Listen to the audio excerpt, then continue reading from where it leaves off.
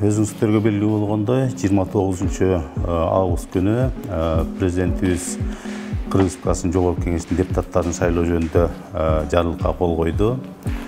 Ушул жарлыкка ылайык Борборлук шайлоо комиссиясы ушул Жогорку Кеңештин депутаттарын шайлоону даярдоо өткөрүү боюнча өзүнүн ушул уюштуруу иш-чараларын календардык план иштеп чыгып, кечеги күнү отурумда бекитти. Ушул негизинен Кыргыз Республикасынын Жогорку Кеңештин депутаттарын шайлоо азыр баягы аралаш система аркылуу болот, өткөрүлөт.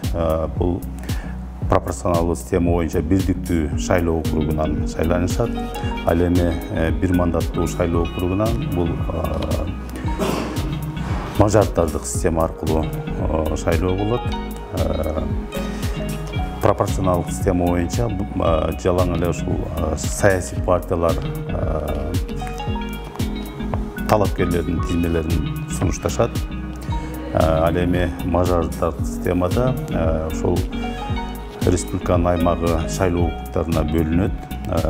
Алдын ала ушул азыр долбоору иштелип чыгып атат. Жалпы ушул Кыргыз Республикасынын аймагында 36 округ түзүлүп атат.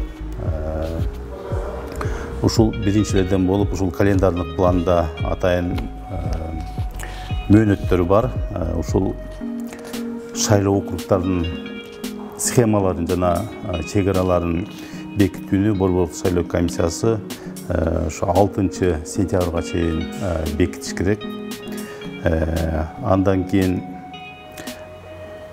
13 сентябрга чейин Борборлук шайлоо комиссиясы ушул округдар боюнча 7 сентябрдан баштап округдук шайлоо комиссияларын түзүп, алардын курамдарын бекитебиз. Андан кийин округдук шайлоо комиссиясы өзүнүн ишин башташат.